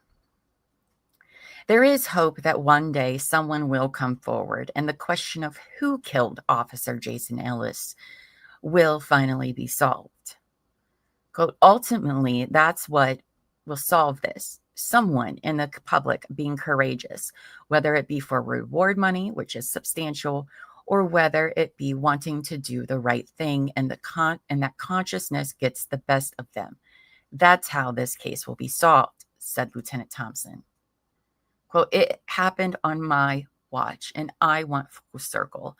I want to be here the day that person's arrested," said Chief McCubbin. Oh, goodness. What a beautiful headstone, by the way. It's huge and gorgeous. So while the KSP said Ellis could be anybody, retired homicide detective and forensic consultant Wayne Wallace of Northern Kentucky said that he believes the killer or killers are likely within Ellis's inner circle, that his killing could be related or his personal life or both. He said he believes those 2 circles overlapped. Quote, "Reward money draws out all the cockroaches out of the woodwork because this monetary gain is still the motivation for people, ill-repute people, who would do something like this. What you want to do is to get one person to talk. What you're going to have to do is get one person to talk. what you're going to have happen is someone's going to say, screw him, I'd rather take the money. This is like water pressure. You just keep that little trickle of water going and it will expand and break the dam. These are people who have been able to keep quiet and to keep the evidence from being identified for quite a while. Now, Wallace is not involved in the investigation and does not have access to all the evidence police have in this case. But based on known evidence, Wallace said that he believes that there were multiple people involved and a shotgun was purposely chosen and that the killing was personal. Quote, yes, you can hit something more clearly with a handgun, but that's under better circumstances. With Officer Ellis moving and with him being able to fire back, you would want to overpower somebody like that. So that's why you would want to use shotguns, Wallace said. And why does he think it was personal? The killer did not take anything from him. There was no robbery. They didn't go up to the car. They didn't damage it. They didn't shoot the car. They didn't take anything from the car. They just left. They accomplished their mission, and that tells me one thing. They were there to kill Officer Ellis, he said. Plus, he said, they knew a lot about Ellis, his routine, and the area. Like when he would call off duty, where he lived, that Ellis was a cop, would have a gun, would get out of his car to move debris, and that exit 34 was remote, secluded, and somewhat dark, and a shotgun would give them the upper hand as an effective weapon to overpower the victim's handgun. Overwhelming firepower was necessary, and shotguns blow away anything in their paths. Wallace also said that the killer could have been not only a hunter, but also someone someone who would possibly have knowledge of police work. Is this ringing any bells for anybody? The killers also created what Wallace called a kill zone, a place with appropriate cover and concealment, remote enough to carry out a fairly elaborate ambush without arousing immediate attention, thereby enabling them to conduct their mission effectively and escape without detection. This required significant strategic planning and actual reconnaissance. As someone who worked on years' worth of cases much like this, he said the profile of someone who could have done this may include traits like antisocial, disregard for human life, detail-oriented, forward thinker, functional in society but with serious personal defects, a loner, and sociopathic tendencies. So that's all very interesting. Now, in January 2015, hold on, let me get the right thing, hold up. I got a quick little clip for you guys, and then we're going to talk just a little bit about that before I move on with the rest of the timeline. I'm also going to go to the bathroom. $5,000. That's the reward money to get the person who killed a police officer behind bars. It has been nearly 20 months now since Bardstown police officer Jason Ellis was killed. Police are confident someone out there knows something about the ambush, and they want that person to come forward. Wave 3 News reporter Myra Ansari with the story from Bardstown. A wall of pictures that officers have to walk by every day as they continue their investigation in the murder of Officer Jason Ellis. Tonight, Kentucky State Police are asking anyone with information in this case to come forward. If not to do the right thing, then to do it for the money. This is frustrating. It's frustrating for everybody involved. The frustration stems from the lack of knowledge of who killed Officer Jason Ellis and why. Hundreds of tips have come in, but nothing solid. We've investigated anything from somebody up here has done it, whether it be a trooper, a city officer, or deputy that's been an inside job, to a family member's done it, to community leaders have done it. Folks, the rumors have gone rampant. On May 25, 2013, Officer Ellis was on his way home and pulled over on the Bluegrass Parkway to remove some branches on the road when he was ambushed and killed. Police believe the debris was put there deliberately so someone would stop. Logistically, they knew a lot. a lucky shot, a lucky setup, a lucky whatever. No, it was definitely very logistically well planned. But without a motive, Kentucky State Police also add that they are not 100% certain if Ellis was even the intended target. It happened in a rural area. There were no witnesses or cameras that recorded what happened. But police do suspect at least 2 people were involved. Look who streets of our community.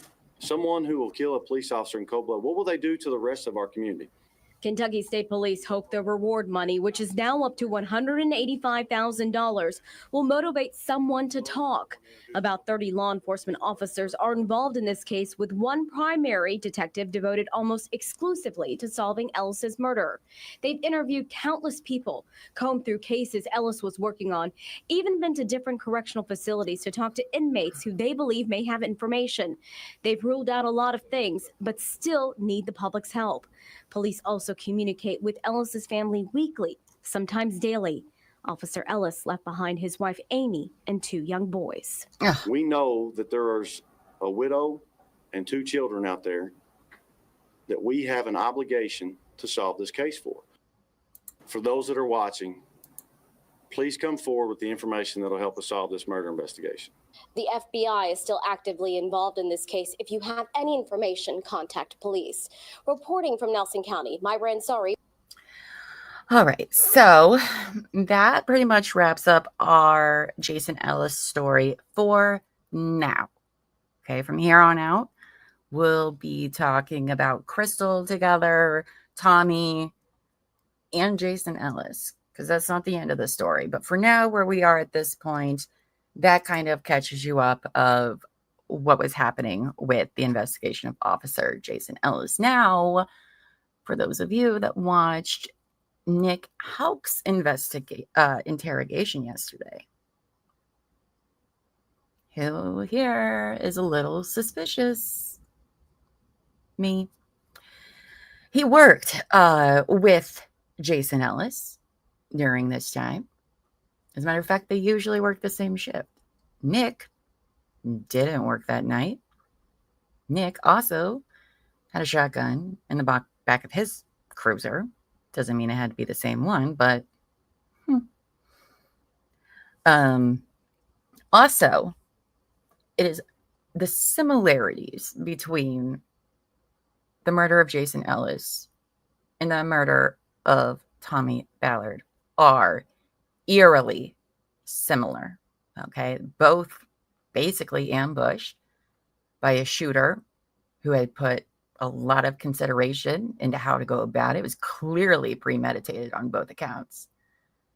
And it is very strongly believed that those 2 were more than likely done by the same person or persons. But, you know, after the death of Tommy Ballard, people were just like, what? So that catches us up, again, as I said, with where we are in the story of Jason Ellis, who, you know, again, him and Tommy Ballard seem like 2 of the most genuine, nicest, wonderful men to have ever walked this earth.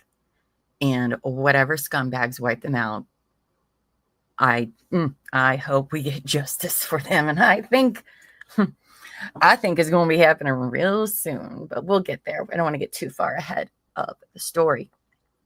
So let's go back. We're in, what did I say? 2017. Yes, 2017. All right.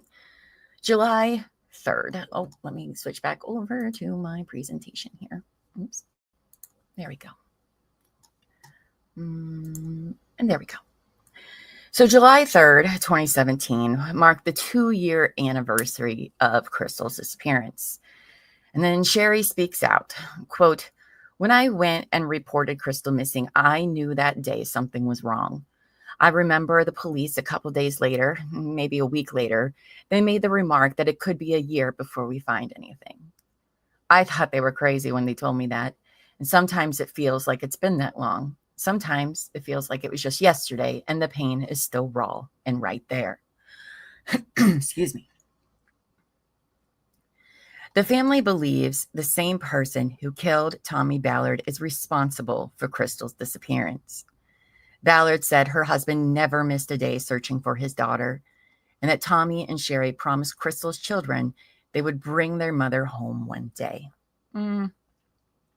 Quote, I remember when it happened to Tommy, and one of the little granddaughters looked at me, and we were very upset.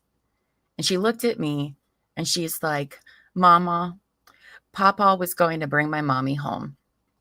That's what went through her little mind, and I will never give up that hope for her. Ballard admitted it is difficult for her to continue searching for Crystal without the support of her husband, but she refuses to stop searching for answers. Quote, my husband was there for me 24 hours a day, and I will be there for him and Crystal till the day I die. So whatever I have to do, I will.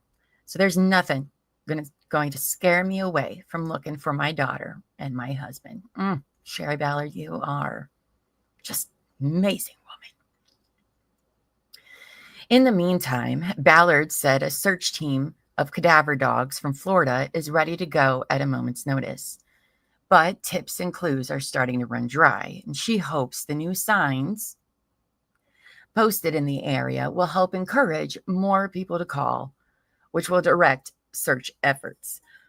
Sorry, guys. Okay. So then we go to, let's see, hold on just a second. We watched that one. Here we go. So then we're going to go to July 25th, 2017. And I'm not going to play the sound because it is loud and it's just a helicopter. Okay. But I will play the video while I tell you what happened in July 25th, 2017. So, July 25th, Kentucky State Police officers executed another search warrant at the home of Anna Whitesides, the grandmother of the Houck brothers. What is this, like the fifth time? Her attorney, Jason Floyd, confirmed that a search took place and that he believes the search is related to the death of Tommy Ballard. Quote, my vague understanding is that they were looking for bullets and a reloader, and they may have left with their reloader, Floyd said. Members of Rogers' family came to watch the search of the home, including Tommy's father, Till Ballard, who said it's hard to wait for answers, but he has faith KSP will find whoever took the lives of his son and granddaughter. Quote, whoever killed them, they're walking around just like, I done it, and ain't nothing you can do about it, nothing the law can do about it. They're going to get a surprise one of these days, Till Ballard said. All right, so let's switch over to hear what Till Ballard, you remember, so Till Ballard is Tommy's dad, right? The father of Sherry Ballard, who was murdered many decades before. And then have his son murdered because his son is investigating the disappearance and murder of his daughter. Like, what kind of Greek tragedy is this? It's so sad. All right, let's see what Till has to say. We haven't heard him speak yet, so. Faith in it. A Bardstown family caught in a tangled web of death, and tonight another wrinkle in the mystery that's received national attention. Good evening and welcome to Way3 News here at 11. I'm Scott Reynolds. And I'm Shannon Cogan. More intrigue in Bardstown, where there could be new developments in the shooting death of Tommy Ballard. Ballard, the father of Crystal Rogers, who disappeared 2 years ago. Her boyfriend, Brooks Houck, has been named a suspect in her disappearance. Today, State Police spent the day searching the home of his grandmother, Anna Whitesides.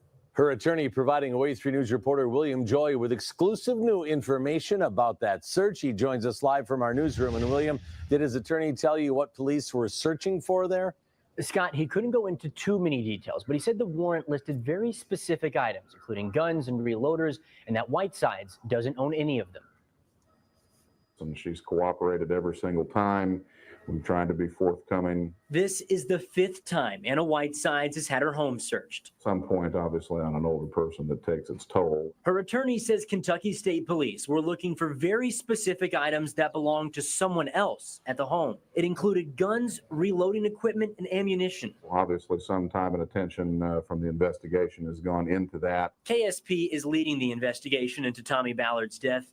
The father to Crystal Rogers was shot and killed while hunting last November. I'm just praying something's going to happen. Ballard's widow and father were both at the home as it was searched Tuesday. Excuse me. Well, when you have a daughter murdered, a son murdered, and a daughter-in-law, and my daughter was 7.5 months pregnant 38 years ago, you don't never get over it. KSP wouldn't talk about the search. Whiteside's attorney says they took away multiple items. While it is frustrating for her to, endure multiple searches over and over and over again, we understand that the law has a job to do. For the Ballard family, it's progress. And they're still trying to put the people behind bars that did this to my husband and my daughter, and that means a whole lot to me. But they're going to get caught. One way or another, they're going to get caught. This is the first time Whiteside's home has been searched in about a year, according to her attorney. In the newsroom, William Joy, Wave 3 News. Okay, so that is, go back to this tab for now. All right, so that was July 25th. Another search happens. They're looking for bullets and a reloader related to Tommy, specifically, Tommy Ballard's death. All right, so let's take a little break with that and go to July 28th. You guys want to take a guess what it has to do about? Oh, yes, I know Sherry Ballard's voice is it's just so beautiful and sad, but just, I know, me too. Me too.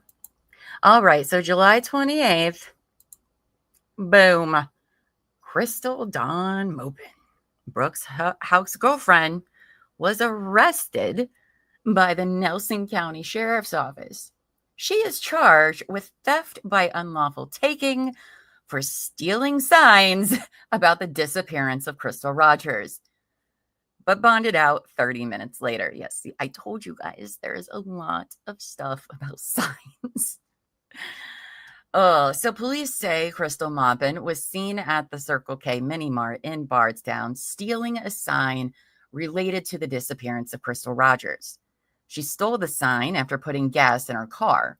Police say the incident was caught on video and showed Mopin pulling her car around the store, then getting out and taking the sign. Detectives say they were able to find out it was Mopin by tracing the card she used to get gas. And according to officials, they traced the card back to Mopin's boyfriend, Brooks Houck. Police also noted in Mopin's arrest citation that there had been a report of other signs in the area taken that same night, but they do not have proof on who is responsible. Yes. Stealing those signs. I don't understand why there is so much sign drama and why people are like this. Okay, so she's released 30 minutes later on bond because it's not like a super serious charge, okay? But then September 5th, Crystal Mopin pleads guilty for stealing Crystal Rogers signs, which I need to pull up because I couldn't pull those up because they were like, you got too much stuff running. And I was like, okay, that's fair. You're right. I do, computer. All right. So let's just watch this little news clip of Crystal Mopin here. Pairings order.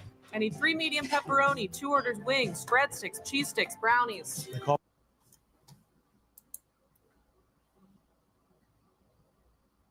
You'd think it was election time. Yeah, sorry. I don't know why it's taking so long. Come on. Let's go. I don't even have anything even close to what I had running, so that would be great. Plus, Sherry says some wonderful things. Oh my gosh. Maybe it's just a little shy. Okay, well, it's just not gonna do that. Let's try it again. Super fun. Hey, babe, give me just a second, okay? I have to go. Oh, you are taking her? Okay, sorry. Yeah. All right. Yeah. You were able to reschedule it later? Give me just a second.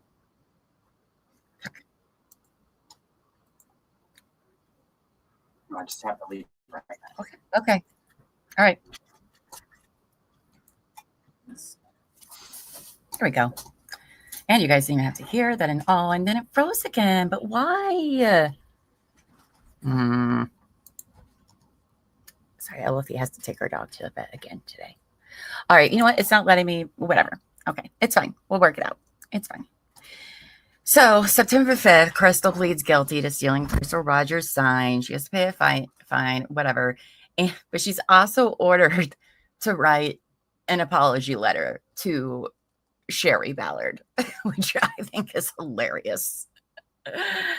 Anyway, so then on September 27th, Sherry Ballard, here, we'll go back to our presentation. How about that? Oh, jeez. There we go. All right.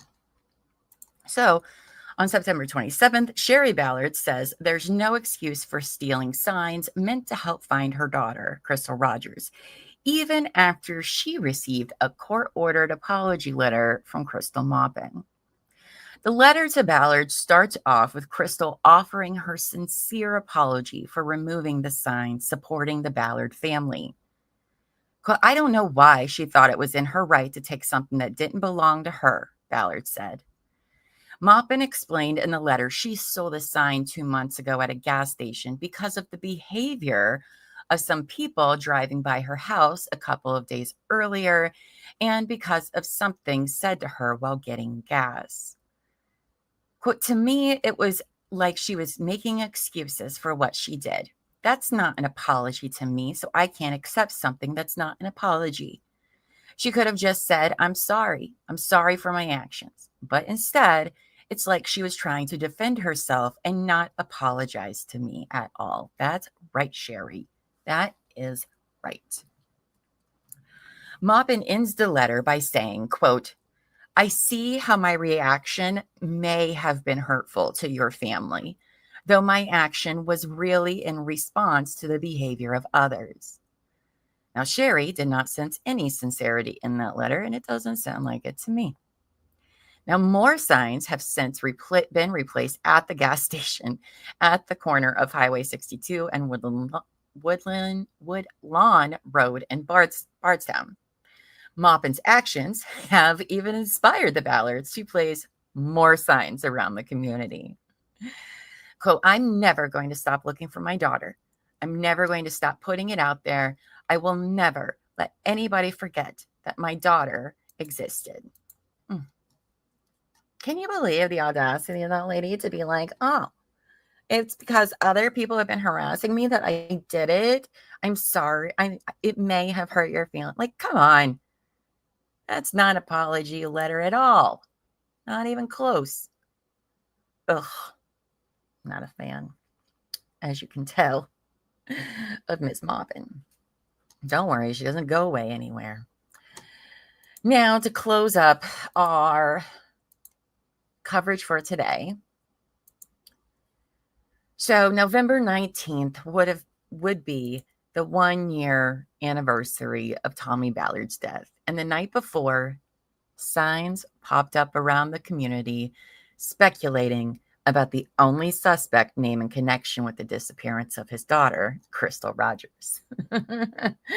Because they can keep trying to take away the signs, but guess what? That ain't happening. So let's close today out with this clip from Sherry Ballard. It was a murder investigation. I knew that the minute I got the phone call. Sunday marks 1 year since that call when Sherry Ballard learned her husband was dead. She had, unbelievably, been dealt another tragedy. Tommy Ballard's death came 18 months after the couple's daughter, Crystal Rogers, disappeared. Very, very dedicated father and husband. He made it his mission to bring Crystal home. He lived and breathed that. Sherry Ballard, sitting alongside Tommy's father, Till, says that dedication cost him dearly. She believes he was shot and killed by someone connected to the disappearance of Crystal, someone fearing he was too close to answers. It happened early on a Saturday morning on the family's hunting land. Tommy's brothers recently put up this sign there offering $20,000 for information leading to an arrest. Till Ballard becomes emotional speaking about his son's efforts and the challenges facing his daughter-in-law. What she had to go through and raise these kids and what she's lost. She's done a remarkable job. And Sherry Ballard says life without her husband and daughter has only been livable because of her faith and her community. I probably couldn't have got through this without all the support that I have. Just gives me a little extra get up and go, knowing that people are standing behind us. Sherry Ballard tells me family and friends are still searching for Crystal. And get this, they're using Tommy's notes in hopes of finishing what he started. Meanwhile, anyone with information on that case or Tommy's can email tipsfortommy@outlook.com. I'm Lauren Adams, WLKY News. Oh, gosh, she is just what a inspiring lady Sherry Ballard is. And I will tell you, you will continue to be impressed with that woman. Probably one of the strongest women I've ever heard of, to be quite honest. What a beautiful soul. Now, at this point, the speculation is that Brooks Houck murdered Crystal. That's the speculation. And that his brother, Nick Houck, is responsible for Officer Jason Ellis and Tommy Ballard. So that's kind of what is going around in the sphere at this current point in time. And evidence isn't looking great for them. A lot of signs are pointing to them. Who would be able to do those things and why? Who would have motivation for that?